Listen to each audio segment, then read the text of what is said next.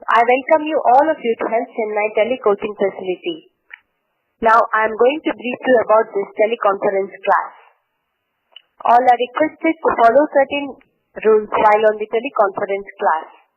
First thing is, after I finish my introduction session, the teacher will take a session for about 20 minutes and all are requested to listen to it carefully. You may make a note of it or even write down your doubts. Once the teacher is done with the class, you can come up with all the doubts and pose it to your teacher.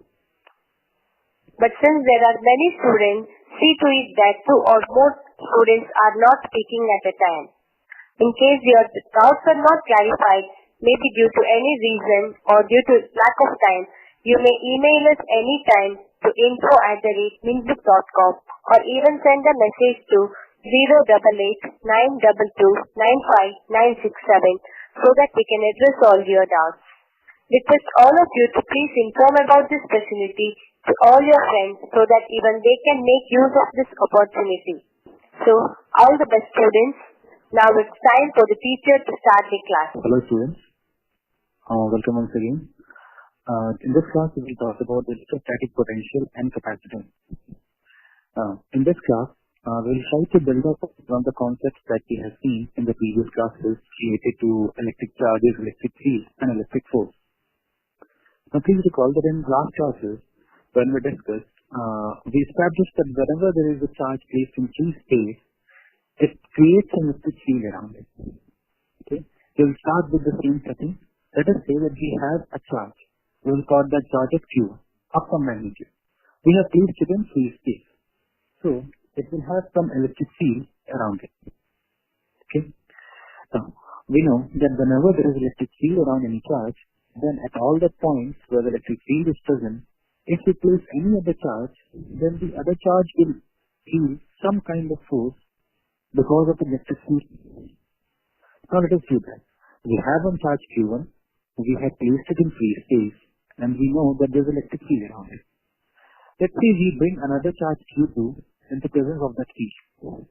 Then obviously Q2 will experience some kind of force on it due to Q1. Then the amount of force we know is related by Coulomb's law. So as we keep on decreasing the distance between the two charges, the amount of force will keep on increasing. So under either circumstances, when the charge Q2 is placed at infinity, it will not be affected by the electric field of charge Q1. So please note that infinity here means that it is a point where Q1 does not have any effective electric field, or its electric field can assume to be zero at some point. So that point for us right now in this context will become infinity. Let's say Q2 is at infinity.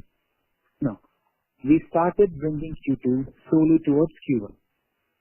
Once Q2 enters a place where the electric field of Q1 is significant, it will start experiencing some kind of force. For example, let us consider Q1 and Q2 are both positive charges. So Q1 will have a field around it and Q2 is another charge which is being brought into that field. So Q1 will exert some force on Q2, which is a repulsive force.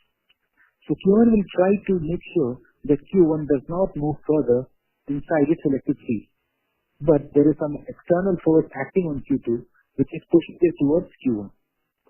Because of this, the distance between Q1 and Q2 will keep on increasing.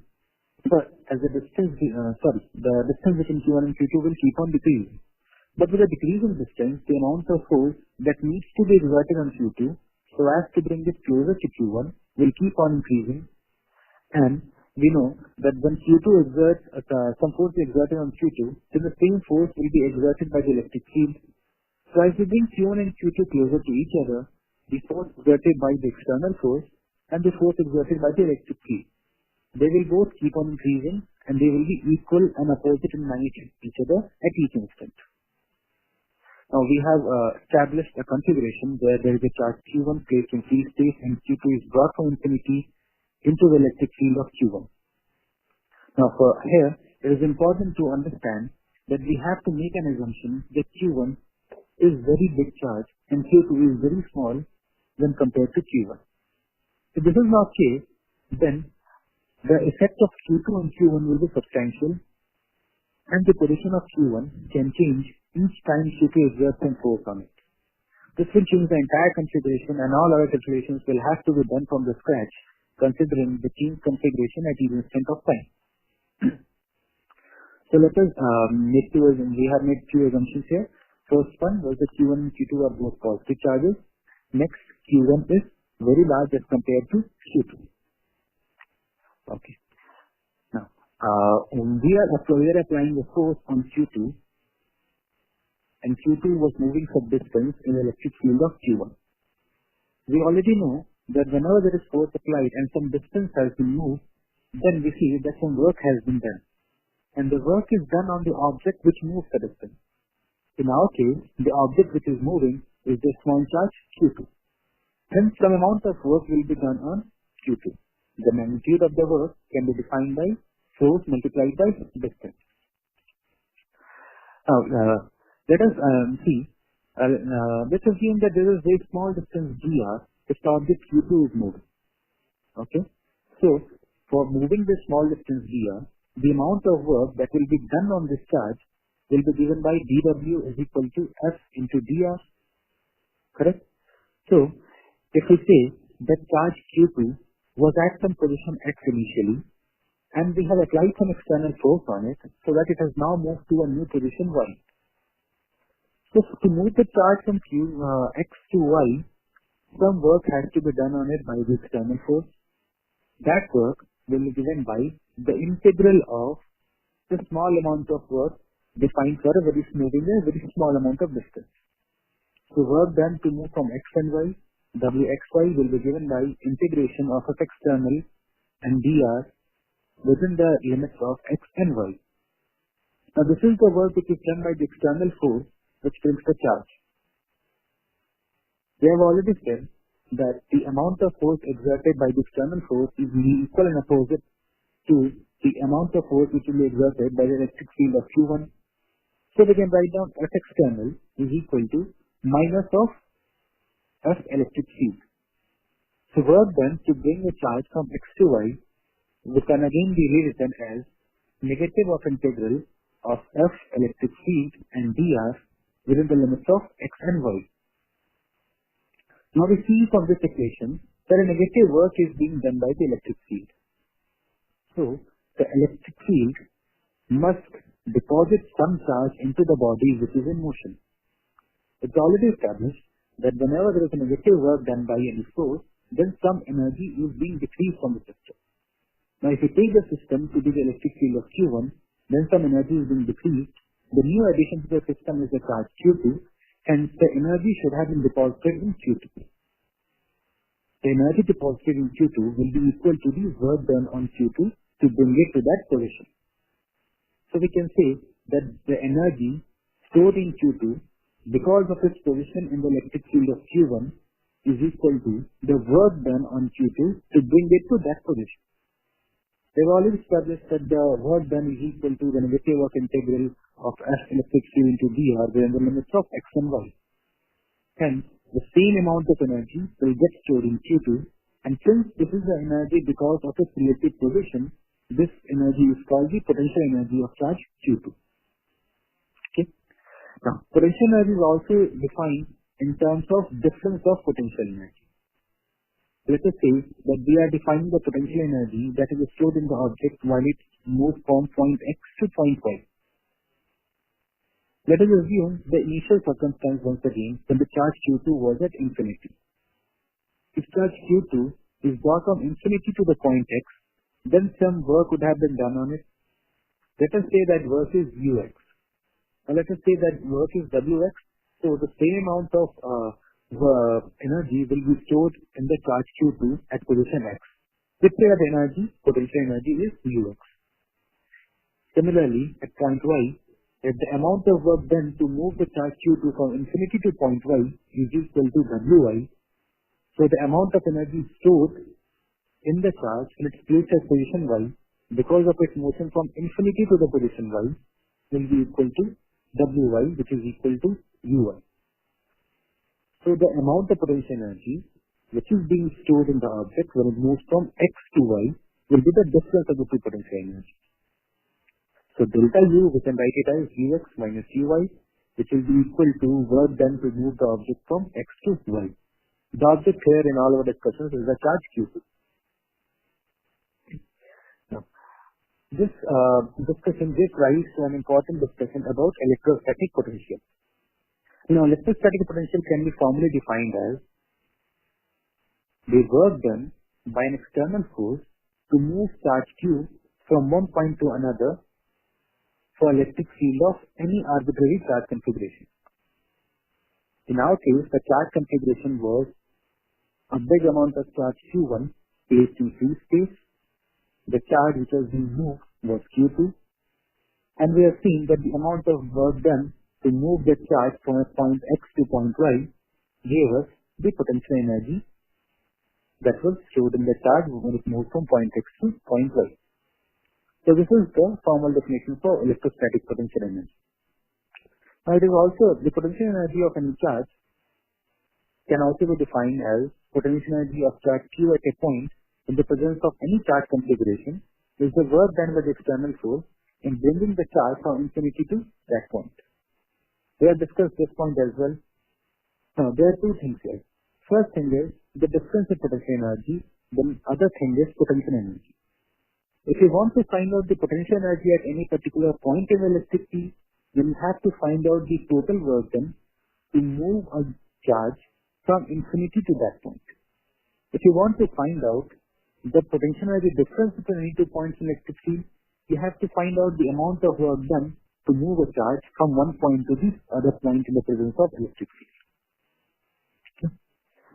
So, from the discussion of electrostatic potential energy, we have got the definition of electrostatic potential. There are currently 2 other participants in the conference. The amount of work done will be dependent only on the charge q1, because we have seen that the work done is equal to F electric field into distance. So in all these cases, the amount of work done or the potential energy stored depends upon only the charge which is contributing to the electric field. So we will try to remove the other charge from our equation. So for that we define electrostatic potential. Electrostatic potential is defined as the work done to bring a unit positive charge from one point x to another point y in the electric field of any charge configuration. So what exactly we are doing is that earlier we had moved the charge q2, now we are doing the same thing for a unit positive charge.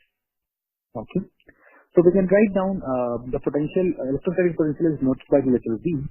We can say that if Vx is the potential at the point x and Vy is the potential at the point y, then the electrostatic potential between those 2 points is given by Vx minus Vy by q. The q is the charge which is being moved from x to y. Now, in our discussion, we have first assume q1 and q2 to be any arbitrary charges. For the discussion of electrostatic potential, we had assumed that the charge q2 is now a unit positive charge. Now let us see what happens when the charge q1 is also a unit positive charge. This will help us in establishing an equation for the potential due to point charge. Let us say that there is a unit positive charge which is placed at position O or any position in C. Okay. This is a unit positive charge, and in all our discussions on electrostatic potential and current electricity, we will refer a unit positive charge as the test charge. Now let's say in the same free space where the electric field of Q is prominent, we have a point P. Let's say that there is another unit positive charge which is being placed at point P. Okay. For the discussion on potential due to point charges, we can assume that the unit positive charge is a test charge which is being placed into point P.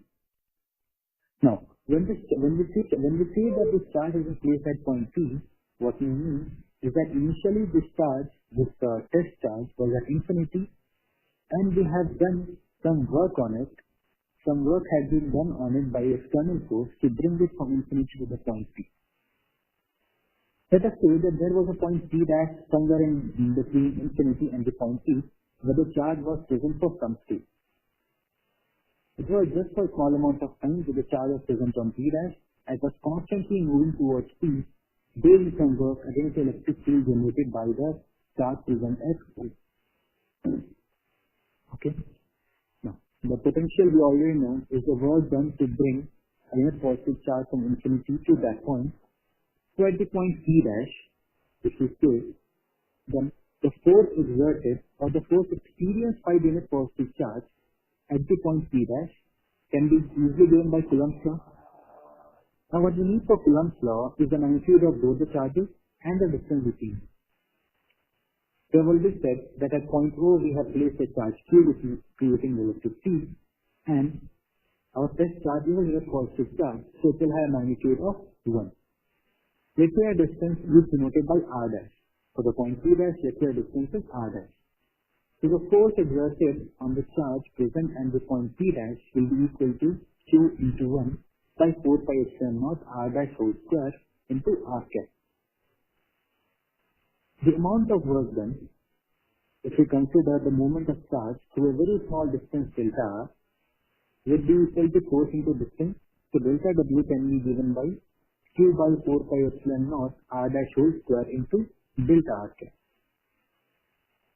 If we say that the point P is now at a distance of R from O, then and if we want to calculate the total amount of work done required to bring the charge from infinity to the point P, we will have to do an integration of this small amount of work done between the limits of infinity to the distance R. So we can write down W is equal to integration from infinity to R negative of Q by 4 pi epsilon naught R square into dr. So it will become equal to Q by 4 pi epsilon naught R dash between the limits of R to infinity. If you substitute R in infinity, then you will get one term as Q by 4 pi epsilon naught R minus Q by infinity, which is V. So we will get the potential at the point P, which is a distance R from the charge, to be mathematically equal to Q by 4 pi epsilon naught R. So we can write down VR is equal to Q by 4 pi epsilon naught R. So what exactly we have done here is that we have taken a point charge and we have defined the potential at any point in the electric field of another charge. So if you look at this equation, which is VR is equal to Q by 4 pi epsilon naught R,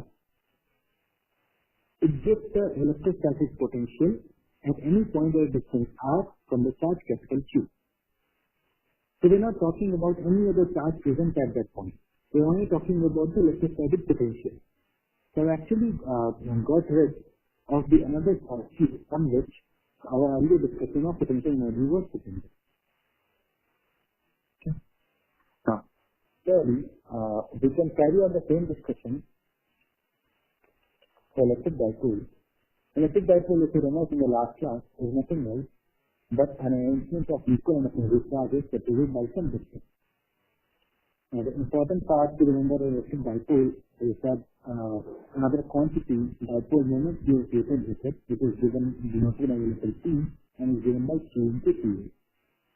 Now, for any electric dipole, the potential at a point is at a distance of R from it. Please note that R here is in vector form. V is given by 1 by 4 pi epsilon naught P by R square into R cap. That was electrostatic potential due to an electric dipole. Now let us see what happens when we have a system of charges. Let's say that we have a system of charges wherein there are charges Q1, Q2, Q3, Q4 up to Qn. And we want to find out the electrostatic potential because of the system of charges at any arbitrary point P. Okay. Now corresponding to the charges Q1, Q2 up to Qn, let us assume the resistances between the charges and the point P are R1, R2, R3 up to Rn. So the electrostatic potential is another quantity which follows the superposition principle.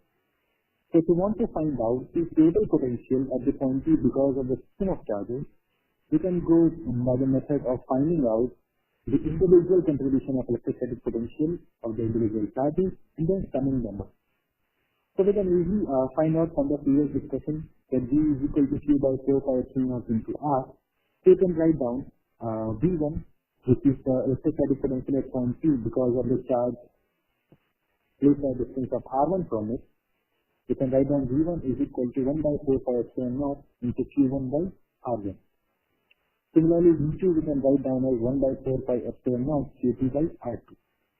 So if you take the summation of V1, V2 up to Vn, you will get the total potential V is equal to 1 by 4 pi epsilon naught Q1 by R1 plus Q2 by R2, and the same summation goes up to Qn by Rn.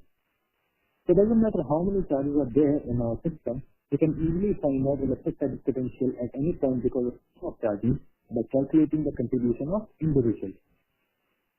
Okay. Now, we will just extend this discussion of electrostatic potential to a spherical shell. In the previous class, we have seen that for a spherical shell, we have found out the electric field outside it and inside. We saw that for electric field regarding charge sphere, it is a hollow sphere. The electric field at outside at any point R, at a distance of R, depends upon that distance. But the electric field inside the spherical shell is always zero. So, the spherical shell can be considered to be a point charge. It can be assumed to be a point charge. And if there is a point at a distance of small r from the spherical shell, and the spherical shell has a total charge of Q, then the electrostatic potential because of the spherical shell at that point will be given by Q by 4 pi epsilon naught R. Now, if you take a look at what's happening inside the spherical shell, within the spherical shell the electric field is zero. So, no work has to be done in moving a charge from one point to the other point in the spherical, inside the hollow sphere. So, the potential at each point within the spherical shell has to be constant, because potential is only found out when we have some work being done to move charges from one point to another. But since the electric field is zero inside it, so no work has to be done. Please note that all the charges are present on the surface of the sphere. So the electric field is present at the surface, but it is not present inside. It means that all the points inside the spherical shell will be at the same potential as the surface of the spherical shell. If the radius of the spherical shell is capital R, then the potential at the surface will be given by Q by 4 pi epsilon naught into capital R, and this potential will be present in the entire structure of the hollow spherical shell. We'll stop here for today. We will continue the discussion on equipotential surfaces, fields related to it, some properties of conductors and capacitors in the next class.